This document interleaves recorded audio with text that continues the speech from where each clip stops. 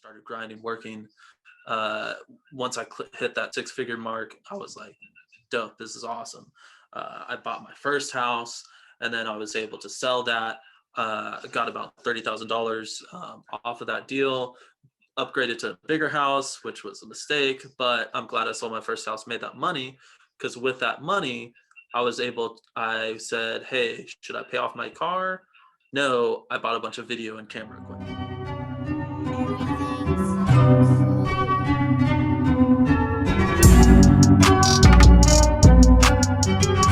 Hey yo, welcome to episode 2 of Find Your Money. Right now, I got an amazing co-host, my guy Jesse Bray out there in Silicon Valley, creative director out there. He actually works for a company called Infinity Views. They're doing amazing things out there. I mean, building real fast, real rapidly out there. Full service marketing company that's out there really designed for the real estate. But the story of how he got to where he's at right now is going to be mind blowing.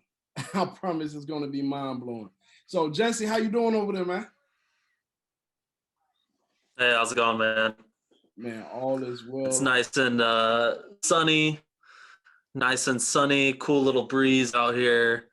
It's rough living out here, I'll tell you what. Hey, you're making me jealous. I can tell you that. You're definitely making me jealous right now. I can't really wait to get out there and just go check out the whole vibe of California, Silicon Valley. And you actually come from out here in Atlanta. So real quick, man, just before we actually get into your story, just what made you go to Silicon Valley, man? What made you go out So as you know, I used to work for Delta Airlines as an aircraft mechanic. While I was doing that, that's kind of when I found my passion of creating videos and doing kind of different multimedia type things. Delta afforded me to buy a lot of that equipment. Also, they allowed me to even go on trips. Like Delta sent me out to Mongolia. Through people I networked in Delta, they kind of linked me up with that, sent me out to Mongolia. I was able to do video work for that. So from there, I was hooked. I was like, this is something I'm going to want to do long term.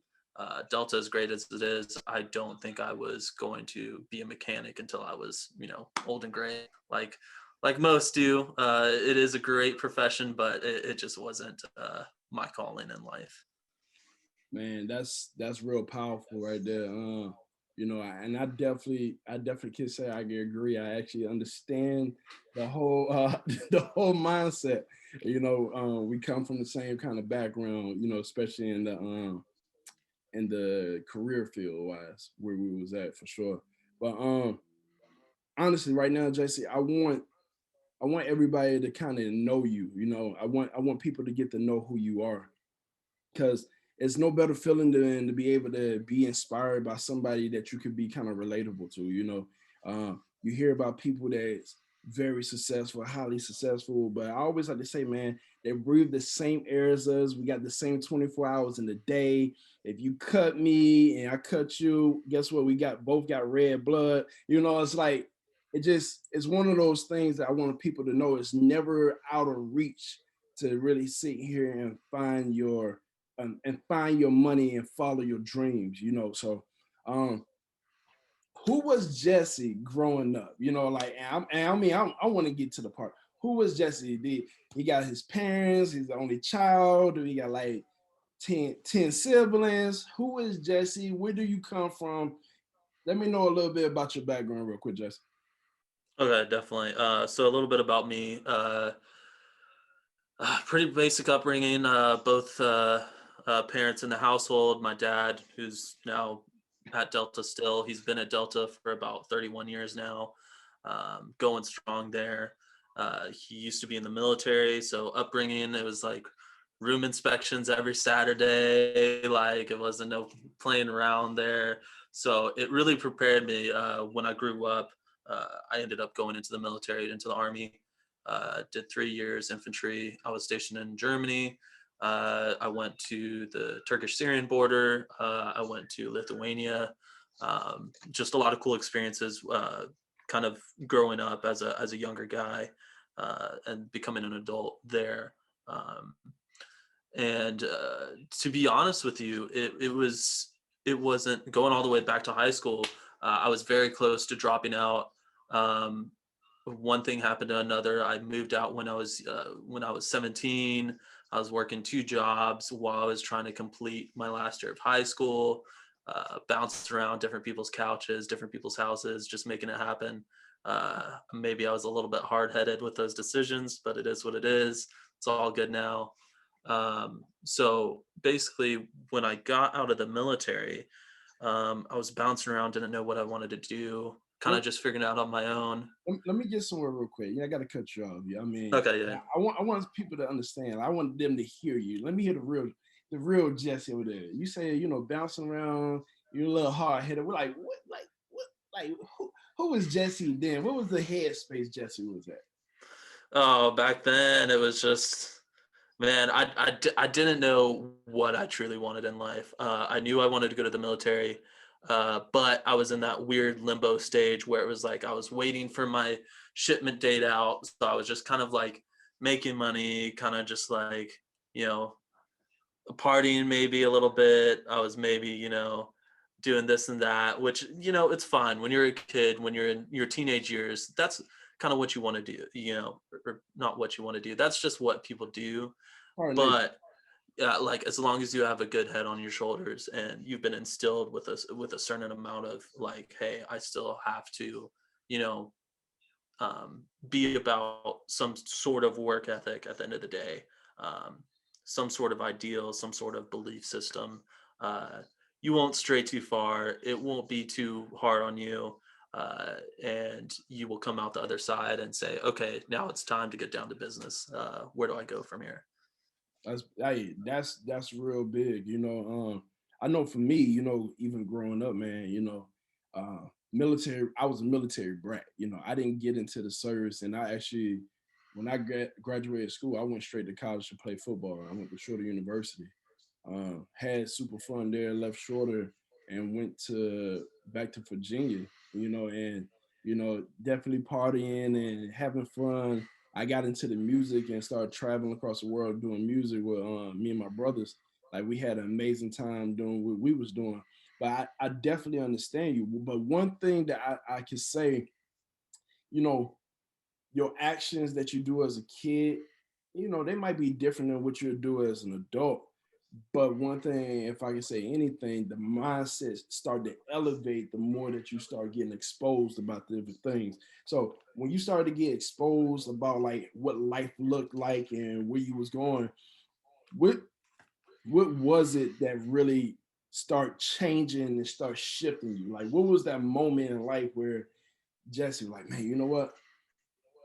I need to kind of get on it and do a little bit more. You start finding your way. What was that moment for you?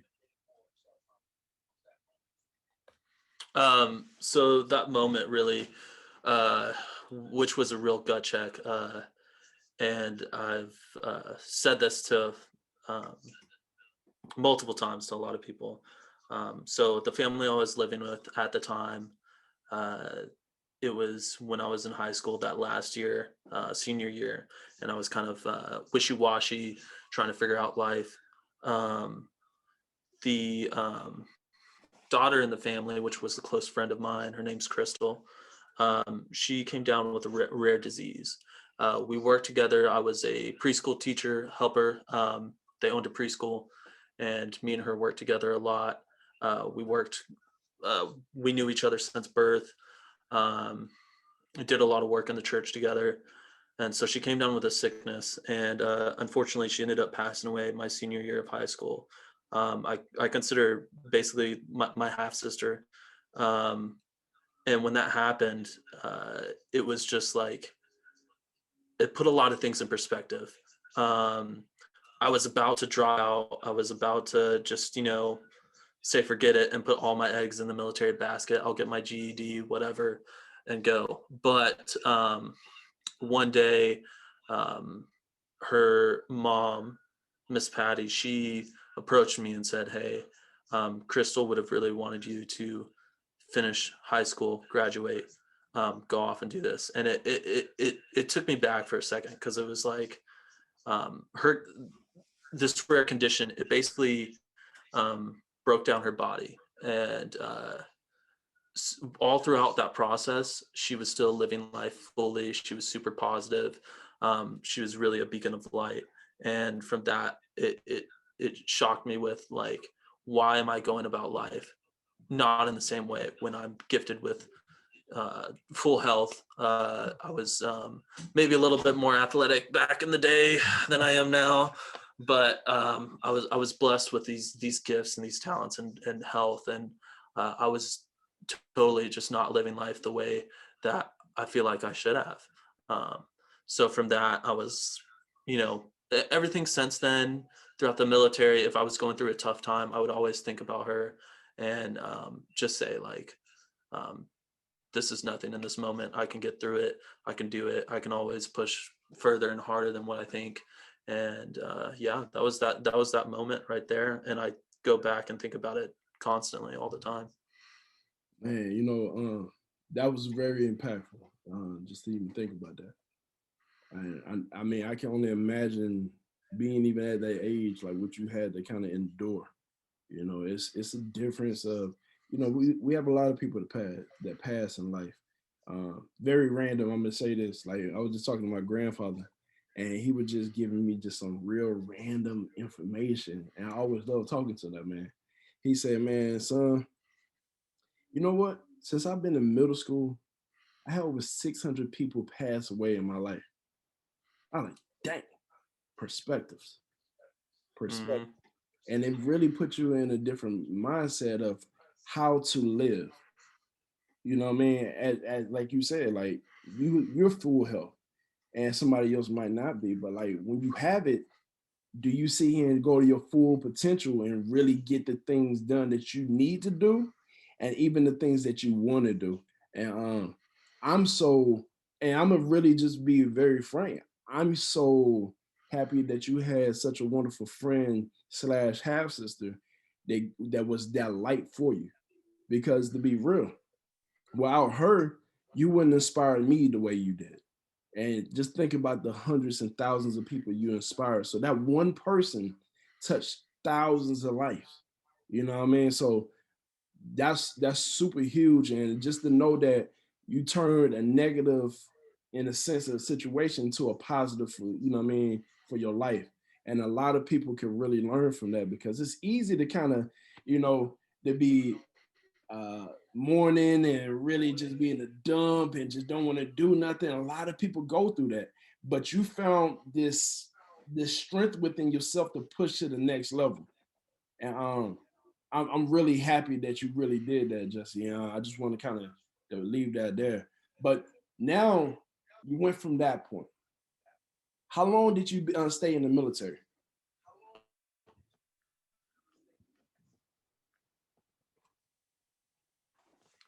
Sorry, you cut out a little bit right there. What was that again? I said, how long did you stay in the military? Oh, so I was in the military 3 years to the day. 3 years, 0 months, 0 days, 0 hours. Straight You're a up. lot of out of that thing, huh? Yeah, I was out. Interesting story enough. I don't think I can get in trouble for this anymore. So I actually forged paperwork to get out of the military sooner than what I was supposed to. Because originally I was supposed to get out on Christmas Day, but I was trying to get out and go to college. So I dropped some early paperwork, get out, may have forged a signature, but it's all good. I did my 2 deployments, whatever. It was all good. Hey, And you paid your dues over there. You paid your dues, man. Hey, yeah, so I know. so what did you go to school for? So funny enough, and it's so funny the timing of this talk that we're having right now. Uh, I got out of the military. I went straight. I was a month removed from a deployment. I was 21, already out of the military with that experience. I get plopped down into Georgia State, sitting in the big, classroom, conference hall, whatever it is. And I'm looking around, it's like 17, 18-year-olds. and the questions they're asking, and I'm just like, oh my goodness. So I went for a double major in exercise science and nutrition. Uh, Obviously, I did not stick with that. I've gained probably about 20 pounds over the past few years. So We all have. there's that. We all But yeah, it's that COVID weight. But so needless to say, I was only there for about maybe 2 months, and I was sitting there and I was like, this makes no sense. I was getting free college. I was getting paid to go to college because of tuition assistance and all that from the military. Um, but even with that, I said, am I sitting here 4 years for a double major, doing all this work to potentially make $60,000 to $80,000 getting out, and there's not, a really high ceiling on that field of work, and it just wasn't something I wanted to do. And that's the biggest thing that I've preached so much, is that kids these days specifically are always told, go to college, go to college, go to college. Look, it's a hard truth. College isn't for everybody. Some people are terrible at school, me being one of them. And, you don't need it to succeed in life. There are other pathways. Um, for instance, one of the guys that's an inspiration, I don't know his name. He's the VP for Delta in the MCC, I believe. Really well-spoken, motivated dude.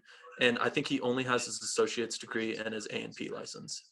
And just when you sit and you talk with him, that guy is, next level. It's like, I don't care what position. If he was to work in a company, I'd be like, all right, where are you taking us? Let's go, following the whole way. But sorry, my wife just got home.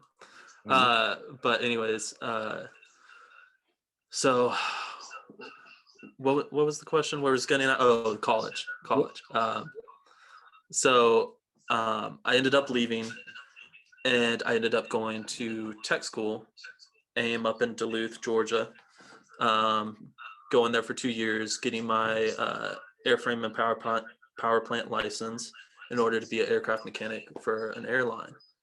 And with that, I was able to, within 2.5 years, or no, 3 years, I ended up making six figures pre-tax. I ended up clearing six figures, and it was way better decision than to stick with the normal 4-year college route that I thought was, the thing at the time. Hey, you know what? As you say that, Jesse, I mean, and once again, we come from similar backgrounds in the sense of to the journey where we went to being an aircraft technician at Delta, right? Um, I was going to school for mass communication at the time. Once I had got to stop playing football, I was going to school for communications, and I'm literally on the verge of finishing all that all the way out, right? But I heard somebody speaking about aircraft technician. I was like, what is that? Like I never was exposed to it, never knew anything about it. But like rather than you, like your father, he was an aircraft technician, right? So you're like a second generation or maybe even a third, right? So like for me, I was not exposed to it. It was like, who? What are you talking about? So I looked it up and I decided at that moment not to sit here and just soak up information, actually exercise. I went to go look it up. I seen it. I was like, man, you know what? These guys make pretty good money. I mean, 2 years worth of school. Why not? Let me give it a shot.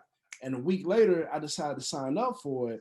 And once I signed up for it, 2 weeks after that, I was already in orientation. I started school. Had no clue about aircraft technician. All I did was play football and did music. So I was like, all right, this is like learning a whole new language. Let me sit here and just be a sponge. And all in all, just even say that, the beginning to that six-figure market was definitely cool. But you start to find something within yourself like, yo, you know what? This is not bad as a career. I could have stayed in communications, definitely probably only got paid half of what I get paid now. But at the same time, I feel like, yo, you know what? It's some other skill sets that I want to be able to do. I wanted some other ways to be able to help out the world the way I wanted to do it. So I don't know if you if you think like me. I know for a fact I use my A&P to be a key to be able to put me in the seat of the vehicle which was taking the job within Delta, being the vehicle for me to start earning the income to exercise my dream and my potential, right? So that's exactly what I did. So now I use where I'm at now as a vehicle to be able to get where I'm going. And within that vehicle, I took a lot of good tools and a lot of learning things from that. So I know how I did for me, but I would love the world to be able to hear from you. What was that journey like? Now we had that journey where you became an aircraft technician, right? Who was Jesse then? What was the mindset at? Did you already knew that you wanted to be at this position that you're at now? And was you using it as a vehicle, or did it end up turning into one later on? So basically, I the reason why I got into aircraft maintenance was I was tired of being broke. I was tired of working like crazy, working for minimum wage, doing all kinds of, unskilled labor. After I spent 3 years in the military, being responsible for like, crazy amounts of gear and like doing all kinds of stuff. And then I get back home and I say, all right, now what? And then you still got to go out there and work just because you went and, did some hardcore stuff for 3 years or whatever. You don't come back home and people are like, hey, here's a job, make all this money. No, it's almost starting from square one. You just have a little tick. Hey, you were in the military, so you know how to have a discipline about work ethic, to an extent for most people. Can you say that once again? Like drop that gem once again. Like what was that? Like say that again. The whole part. Yeah, say that again. So the check mark is, hey, you were in the military, cool, but that only gets you so far. That says, hey, you were able to conform to a certain standard, you were able to have discipline, but that's not a guarantee that you're still going to give that to us after the fact that you got out the military. That's why people, definitely respect all veterans and what people do. But just because you did that position does not give 100% guarantee that that person is going to transition from military life to civilian life and learn how to work differently outside of the military structure. Powerful, powerful. Hey, now fast forward me into your journey, man. So that aircraft technician journey, because like I want to dive deep. I really want to dive deep. Give me the mindset of who you was once you decided to get that A&P license. I'm tired of being broke. I'm tired of working these little jobs. I'm tired of working like this. Let me put myself in a situation. I got into a new tax bracket, but where are you at now? Like, what was that mindset at then? So basically, I graduated in P school, had my A&P. I was already working for Delta. I started at Delta. Actually, I was a contractor by like block number 2. So like within 5 weeks into school, I got hired on by DGS. I only had to be there for like 2-3 months, and then I switched Delta full time, and I was working in 206 in the cabin department. So I worked all throughout school, and then as soon as I got my A&P, I started shadowing the line and switched over real quick. Once I got to the line, then I was able to all the overtime, things like that. I just started grinding, working. Once I hit that 6-figure mark, I was like, dope, this is awesome. I bought my first house, and then I was able to sell that. Got about $30,000 off of that deal. Upgraded to a bigger house, which was a mistake, but I'm glad I sold my first house, made that money, because with that money, I said, hey, should I pay off my car? No, I bought a bunch of video and camera equipment. So that's how I started there. So once I started making money, I started feeling a little bit comfortable. I was able to travel a lot. I met my now wife at the time. So things were looking great, but as long as your money will go, especially hitting 6 figures in Georgia, especially I was on the south side of Georgia, Atlanta. As far as going, I could have wrote that off into the sunset, but then I started thinking like, okay, it was purely a money play. I now have achieved what I wanted to an extent. But now what? And so I started searching. I started saying, hey, is this what I want to do for a lifetime? Is there other things? And so the hard work paid off. I was able to get the money. But then it brought up the, okay, now what? Is this the end? Is this the finish line? Or is there still more of a race to be ran? And that's kind of where I found that out. That part right there is big. It's like you set a goal for yourself. You knew that, hey, I want to stop being broke, period. Let me get that done. I accomplished what I needed to accomplish. I was super focused on getting that done. While you was in school, let me rewind that so they can hear this. While you was in school, you applied for a position as a contractor to get to where you really wanted to be at. So, and they hired you there, and 2 months later, you actually got into the job before you actually got the license, before you got the certification. Yep. So you Yep. was already just being one step ahead of it. You seen the vision. You already Yep. seen the And vision. that's where so many people make a mistake. They say, oh, I'm gonna wait till like the last few months of school, then I'm gonna start applying. Like, no, why would you do that? Like, apply now, work your butt off. I was, as you know, a lot of people do it. You go to school during the day. So it was like, something like 8 to 2 p.m., 8 in the morning to 2 p.m. I worked midnight shift, 10 hours. So, some days I was getting maybe like 4 hours of sleep. But guess what? That's the price for success. People, all the time, they're sitting out here, oh, woe is me. I can't make it. I can't do this. I'm not smart. I'm not the smartest. I'm not the fastest. It's just sometimes you just got to work and not make any excuses for it. And I made the decision to say, hey, I'm gonna give up sleep because I want success more. And it's a daily thing that people say they choose sleep over success all the time. All the time, they'll hit the snooze button. I still hit the snooze button sometimes, but people all the time will literally hit the snooze button all the way up until they're 60 years old, looking back and say, wow, where did I go wrong? And that's what I don't want to do. I want to, and this is genuine, and this is what I say all the time, I want to reach the end of my life exhausted. I don't want to reach the end of my life being like, oh wow, I got a bunch of energy left, shoulda, woulda, coulda. No, I want to be exhausted, look back and say, man, I put in a lot of work. And then with that work, then hopefully pass it down to, kids, grandkids, what have you. And then they can build off of that. Man, Jesse, you are dropping bars at the bars at the bar. And I'm just like, if you are checking this out, man, put the flames out here, put whatever you got to out here, because he's really giving to you. And I mean, I love it. You said, what you say? Your sleep. Well, how did you word that? Make sure you say that bar again. Sleep. So people pick sleep over success all the time. It's ridiculous. It's like, and you can look up any inspirational speaker out there from, who knows, the Gary V's, the, whatever have you. What was it? I think even Arnold Schwarzenegger said like he got like 5 or 6 hours of sleep a night, and somebody said, hey, shouldn't you get more sleep? Or somebody said, oh no, I need 8 hours of sleep a night, and his reply was like, you should sleep faster is what it should be.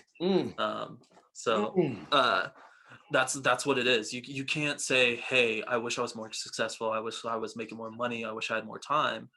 But then you turn around and you scroll on your phone at night for 3 hours. You sleep for 8+ hours a night, things like that, because then you're just making excuses. There's more work to be had. Man, I love that. The mindset, check it out. The mindset is amazing. The work ethic, definitely amazing. And from hearing it, look like you got some personal development. So, what I mean? We about to get to the part where I know everybody wanted to hear. Like, how did he get to this creative director, leaving a six-figure job to take a leap of faith to go out there to Silicon Valley? I know everybody waiting for that part, but I want them to even hear this, because before you get there, I always got to say your mindset need to change and you need to have a vision, right? And at the end of the day, I say it like this. Your vision need to be as simple as this. I'm sitting in this chair. I make a decision in my mind. I say, hey, Jesse, you know what? I want to go outside. You know what I got to do? I need to get up out this chair, open my door in the office, go put my shoes on, open the door. Guess where I end up being? I can look outside or I can take the step and actually go outside. But I had the vision that I wanted to go outside.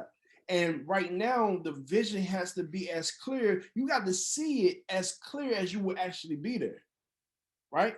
And that's exactly where you at right now. Like, yo, like who wants to see it? Can you imagine, yo, you're gone off this earth and you have so much more to give and you have so many what ifs or I should have or maybe if I did this. Forget all of that. Because at the end of the day, the moment where we at right now, we got to really cover it. And I think you're doing an amazing job. But what was the personal development? Like, what you start? Are you reading books? You listen to audio podcasts? I mean, you listen to my guy, Gary Vee. So I know you got something there. Just kind of give them like, how did you get that part there, that mindset? And then we're going to dive into the good part. So I think where it first started taking, where I started looking within, was I read a book, and you probably know it. I can't remember it off the top of my head. It was on my first deployment. On my first deployment, I was taking 4 college courses on top of being deployed and all the stuff we had to deal with there. But I also read this book, and it was called "7 Ways to Be an effective leader. To influence people, to win friends or influence people" by Daniel, something like that, or Carnegie or something like that. So basically, that was one of the first books and pieces I know that somebody put together back in the day, basically looking at how you interact with people and definitely not manipulate, but how to kind of influence others and how to like process information and do it the right way. From there, I started learning about like Gary Vee and a lot of things that he preaches. People have their own opinions about him, but at the same time, a lot of the stuff that he says is great stuff, and I take a lot of that to heart.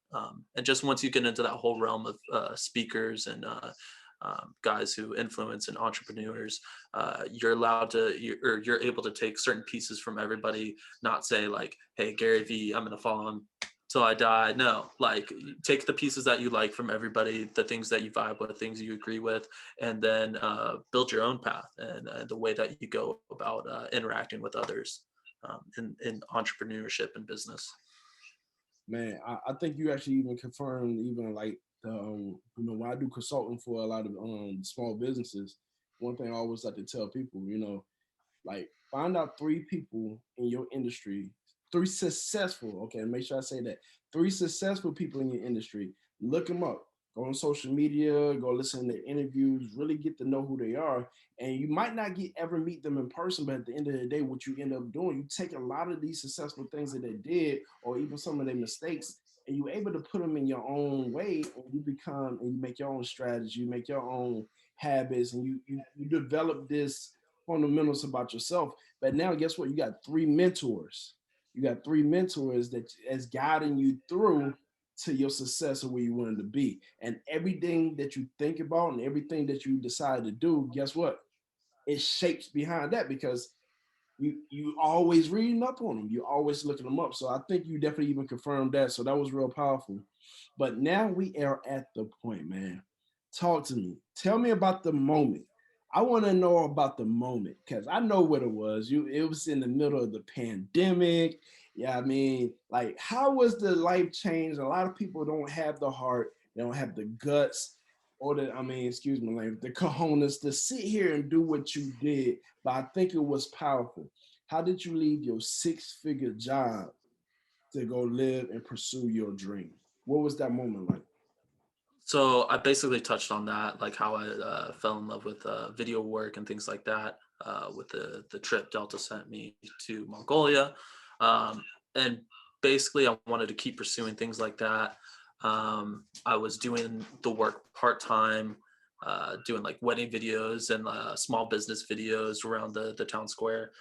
So when COVID hit, international travel dried up. So I was like, man, that's what I loved, this, that, this. And then I'm looking at being kind of lower on seniority at Delta. I knew like, hey, I was kind of like on a 1 to 2 year plan on leaving anyways, what my mindset was. But when that happened, when they started offering the year that you could take a break and then come back. I took the year thinking, hey, I'm just not going to come back. But it's that insurance of I can come back in a year if I want to, if I fall flat on my face. Um, and then when I was on that year, Delta put out, hey, there's a package for separation. So I was like, oh, cool. I was going to stay away anyways. Thanks. So I took that. But the real decision for leaving was me and my wife. We don't have any kids. It's just us that we're responsible for. We were doing well. The in-laws extended the invitation for us to move out to Gilroy, California, which is just south of San Jose, South County, Silicon Valley. And at first we were like, no, that makes no sense. It's incredibly expensive. Why would we do that? And then the more and more we thought about it, we ended up saying, why not? Let's take the jump. Why not? There's nothing stopping us. That's a potential move that can, generate wealth that we haven't previously known. And at the worst case scenario, we go out there a year or two, be able to bump elbows with, people and learn new things and new systems. And we can take that knowledge and come back to a smaller market, like somewhere back in the South, whether it be Atlanta, Nashville, whatever, and be able to succeed because of the things that we learned out here and processes. That's powerful right there. So at the end of the day, the mindset is already like you see the vision. So you already got the game plan. You see the vision. You went out on faith. So at the end of the day, like I said, if you start studying everything that you want to be, you start surrounding yourself with everything you want to be, like the law of attraction, things will finally open up. So you had Delta offered you to take a year leave, like randomly, right? Like, you know what? I've been planning on doing this. I'll take it. And then a year leave, you're like, man, you know what? I don't have intentions of coming back. And then they offer you a severance packet, and you're like, yo, so you took money and you was able like to go even use that to invest in and make your move. And then now you are at the place where you at. You're learning so much. You help starting up a company, and you're doing major things, and the vision is still growing. You still got the vision, like, cool, I'm here right now. I'm Yeah. taking everything And I go ahead. let me actually say, when I came out here, I didn't know exactly what I wanted to get into. I knew I wanted to get into some video work, but I also knew I had a lot of growth to do before I did it, because where I was at when I came out here was not up to the standard that I knew that I wanted to be at. So I sought out one of the best companies in the area that I saw their quality was top notch. They were a real estate marketing company. And so I started with them actually. And I started with them pretty quickly within the first month. Um, so I started working with them. They said, hey, it's a 3-month program to get you trained up and shooting at our level. And I was like, all right, how quickly can I finish those 3 months? Is it restrained to the 3 months or not? They said, well, you can work as quickly. I was done in 2 weeks. I said every single day, I'm going to show up. I'm going to knock this out. I didn't come out here to just joke around. Like, I told them from the get-go, day one with an interview, I said, I'm all about growth. If the growth isn't there at this company, then I won't be here that long. I always want to grow, and always obviously like hold me accountable. If I'm not doing my part, you can get onto me all day and I deserve it, but I'm going to be pushing hard. And that's what happened. And I worked there for 6 months. It was great. I met some of the best people in the world, but at the end of it, almost every single week I started going in meetings. I said, hey, these processes are wrong, or the way you guys handle this, or the quality's dipping down, quality control, things like that, things that were really, which I told them, I said, it's not about the paycheck for me. It really is, because the money will come and go, but the knowledge and the growth, those are things you can't, so basically it came down to a discussion. I had lunch with one of the co-founders, and I said, hey, these processes are messed up. You should really look into making these changes. I really want to pursue this position in the company, this, that, this. And I was basically met with a no.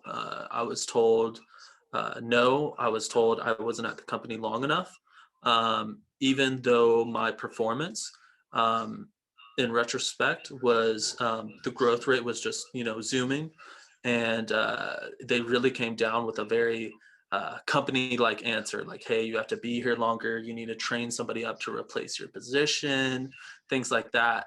And I said, okay, no worries. Are you wanting to take the bet out that losing me is worth it? And they took that bet. And so I went from there. I talked to my buddy who I actually linked up with on my way out to California. He called me up and we did a property shoot together, a marketing package for them. And it was great, but we just, didn't put together a company yet. So as soon as that happened, I talked to him. He was doing his thing. So we partnered up. And since then, it's been doing crazy good, really, honestly. So And this the company in Infinity View. Infinite Views, yeah. Infinite Views. Yep. Man, so let me just even share this on what I gained from even hearing you as well. You went out there to Silicon Valley, didn't have an ideal, no structure and plan of what you was going to do. It was just straight up leap of faith. Like I went out there, leap of faith, and I'm gonna make it happen. Like you just think you was gonna make it happen. Now, what I'm definitely gaining right now, relationships. Like hearing your whole view, hearing your whole story, I'm seeing you always had good relationships. Like where did that come from? Like, where did the relationship side come from? Because you had relationships growing up that would change your mindset from just being that regular 9-to-5er or just barely making it. You had that relationship. You had a relationship of being at school to get you into these positions, hearing about it. You had a relationship also of what was the other one? You had the relationship of coming from being in Delta as an aircraft technician, traveling the world, shooting for this Fortune 500 company at this point, right? Then you had a relationship going to Silicon Valley with somebody out there. Y'all hooked up and came out with this amazing company. Yep. How did you come up with these relationships? Like, is that an important thing? What would you tell people that's coming up? Like, relationships and networking is everything. So how I found that relationship at Delta was I was just reaching out. I genuinely wanted to offer value to somebody, which in turn would offer value back to me. But basically, I was learning video work. I wasn't going to film school, but I needed, like topics, subjects, events, things that I could go film.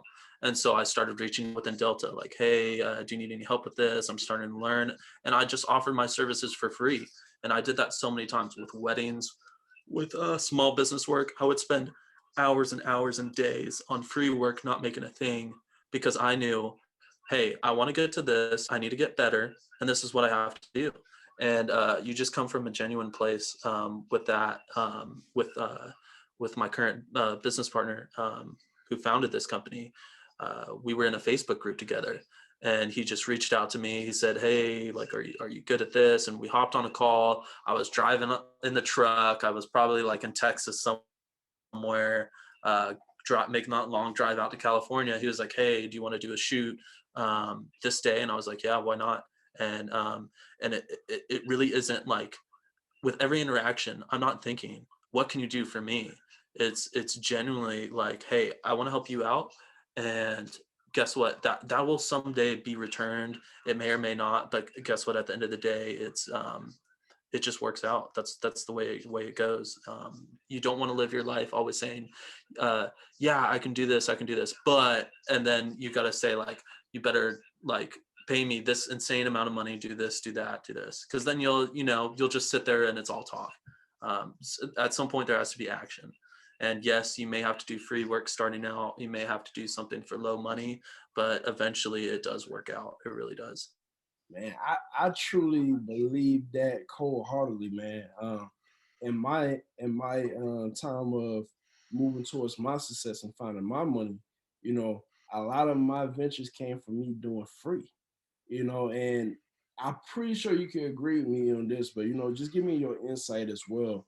I mean, people hear me talking all the time, but I definitely believe it's always best to get paid on the back end and on the front end for several reasons.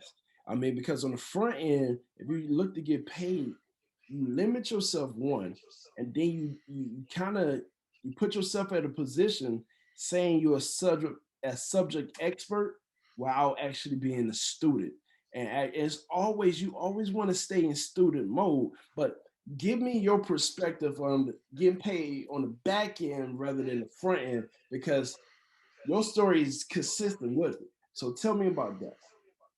So it's always, and I say this, and this is probably something that's a Gary V-ism, is that you want to play the long game. And I say that a lot, and I believe that full heartedly, is people are so caught up with like, hey, I want to make a lot of money this week so I can go out and this weekend I can really, buy a lot of drinks or whatever, go out partying, which that used to be a lifestyle. But, I wised up, thankfully, and I said, hey, what's it going to look like 10 years from now? Where can I invest? Whether it be stocks, real estate, or what have you, or even work on yourself. Um, how do I invest in myself that 10 years from now, 20 years from now, 30 years from now, the growth and return on investment is going to be super high, way crazier than anything I could imagine versus, hey, let me work for next weekend. And that's just working for next weekend. That's a cyclical, you're just going to stay right there. Maybe you see a little bit of growth, but you're in that circle. But if you're shooting for big dreams and big things, you have to invest now. That return on investment is going to be crazy on the back end, and it's just really going to work. And that's why when you start these relationships, you say, hey, this, that, this, I can do this. Even for instance, for you, you say, hey, can you come? Let's have like a little podcast. Let's go on the Zoom. And I say, hey, I have time. Yeah, why not? Am I getting anything really in return besides like a good conversation, good exposure, things like that? Not really. But guess what? If you all of a sudden you blow up and we're like, hey, remember we were like episode 2, remember how it was? And by episode 500, you and Joe Rogan are chopping it up and stuff. It would just be kind of funny. But that's what it's all about, because I genuinely want to see you succeed, you doing well, because in turn, guess what? That helps me out. And even if it doesn't, and this is the end all be all, and this is the end of the discussion right here, we don't hear a single thing from each other ever again, which I doubt. But, at least I know like, hey, that's awesome. He went out, he did this. I had the time. I'm thankful that I was able to talk with him. And that's what it's all about, is having that mindset. That's huge, man. Jesse, I mean, you hitting on so many different things, and I just really hope a lot of people are really soaking this in. If you need to rewind this, please be my guest and rewind this because he's dropping a lot of good gems that you can really soak up and really be able to use on this. So, just the aspect of even knowing getting paid on the back end rather than the front end, it's a golden ticket for you. A lot of people always want to see fast success, and nobody ever get to the point of fast success. They always stay working, trying to catch it, kind of catch it, and it never makes it. You Yep. always gotta see here and know there's another way, but you gotta learn the way. In order to learn the way, you gotta be a student. And students don't really get paid in the beginning, but they get paid from the knowledge and they get paid for learning these skills. And when you learn the skill set, it's something that you could always use, period. So that's why you hear people that was millionaires, they go bankrupt, and then guess what? They can come back and become a millionaire again because these Yep. skills is there forever. So those Yep. some of the biggest things I can really see here and say I super agree on you with that. And you gotta see here, you just gotta be able to learn from it. You gotta be able to take this. But we're definitely coming down on the final runway, right? So what I want you to kind of do right now, you got a lot of people that's really want to see him start their own business. You got people that's looking to be in the film industry. I don't care, from weddings to real estate to maybe like music or anything of that sort. Give me a solid, like, what I mean, give them a talk, like how to get started with this. Like I'm brand new. I don't understand what you got going on, but I found it real interesting to know about it. So how do I get started into this field? Like, give me that vision right now. So if you're talking video work specifically, not necessarily marketing, there's a couple ways you can get into it. From my experience, I'll kind of talk towards that more. I do know that one of the ways you can get in is you link up with a production company or what have you, and you say, "Hey, I just want to be a production assistant. Whatever you can have me do, whether it's running coffees, whether it's the legwork, whatever. I just want to be in this field, be around it, see other people working, be able to network with them. Because guess what? There's going to come the time where they say, "Hey, this is what you want to learn. Here, let me teach you it. I got some free time." Or, "Hey, we need this position. Do you think you can learn this pretty quickly?" Or they'll give you resources. "Hey, read this book. Do this, do that."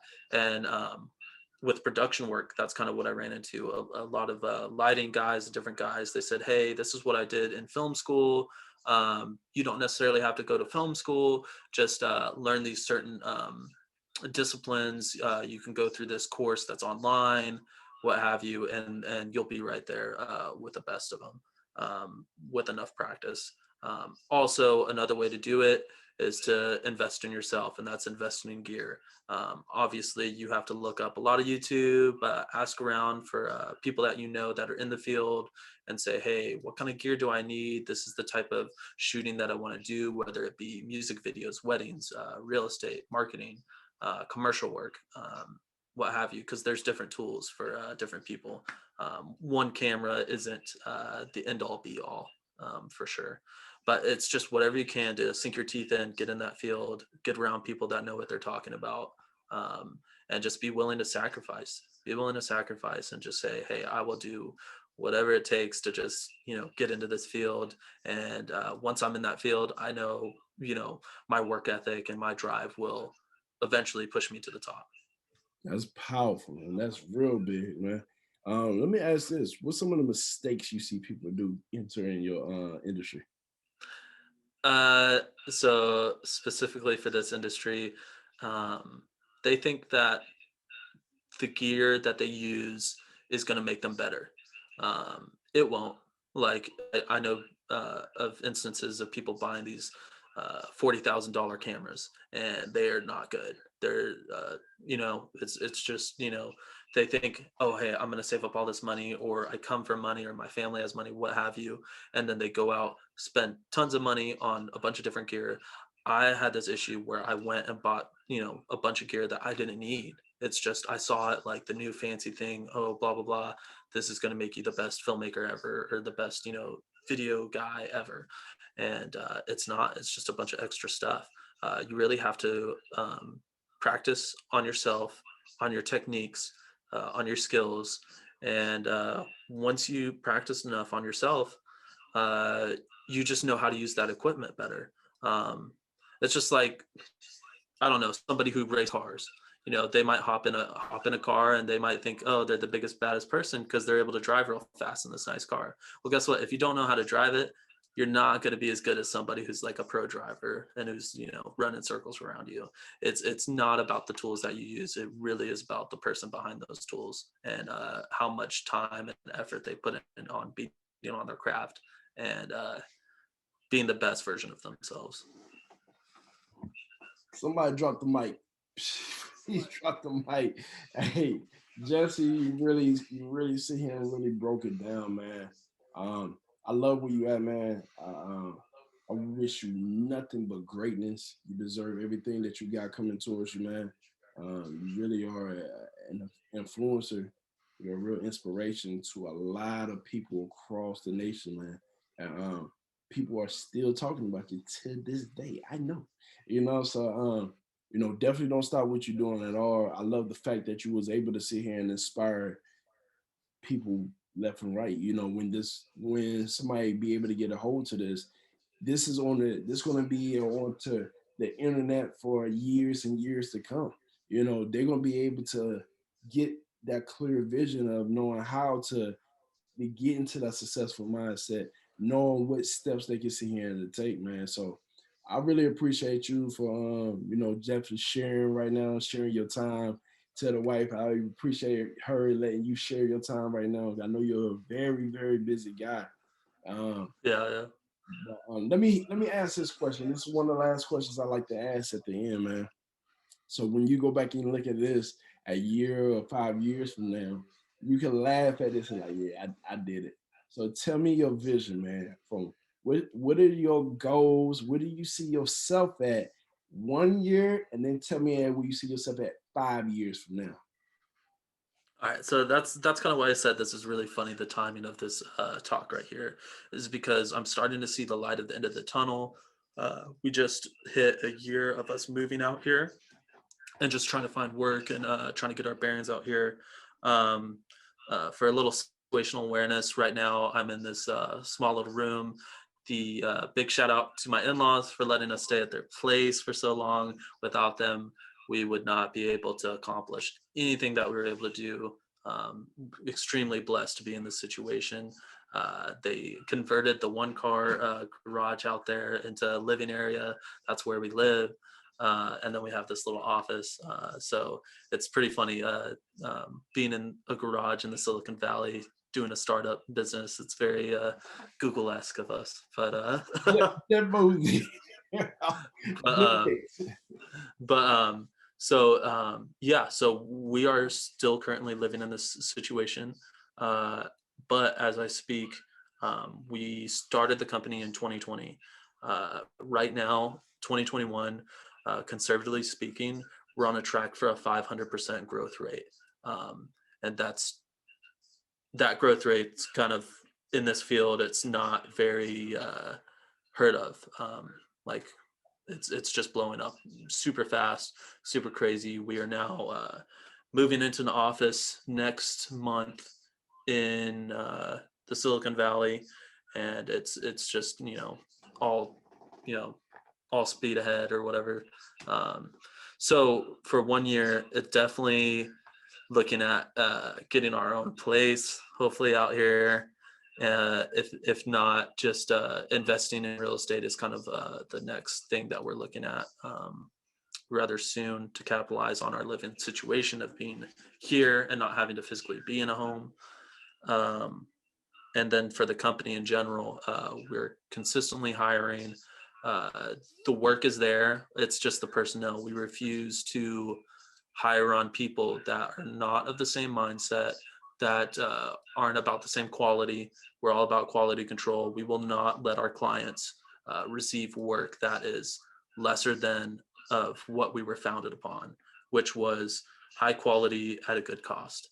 Because we know what the costs are, and we're not going to, bold-faced lie to somebody and say, hey, we're going to charge you this crazy amount, because that's a money grab and it's short term. That's not long-term success. That's not looking at the long game. It's about providing a good product at a good price and being able to duplicate that. So that's what we're doing. So 1 year from now, we'll be able to reassess, be in that office for a year, basically keep building those relationships with the clients that we have. And then 5 years from now, potentially the expansion with a lot of the products that we have, a lot of the marketing, being able to take on bigger clients, being able to do more of a training program to help those that maybe aren't up to par like I was at one point, and be able to teach and train them. There's all kinds of avenues to go about there. So definitely not only 1 year is going to look very different than what it is now, but 5 years from now, who knows, the growth and everything else, who knows. Absolutely. Hey, real quick, I need to hear this though. Who is the company that you're looking to work with 5 years now? Like yo, I got this company, I was looking to work with them, period. No matter what, I see the vision. You haven't worked with them yet, but you know that you're going to. Name that guy, name that company. I need to hear it so you can see yourself again.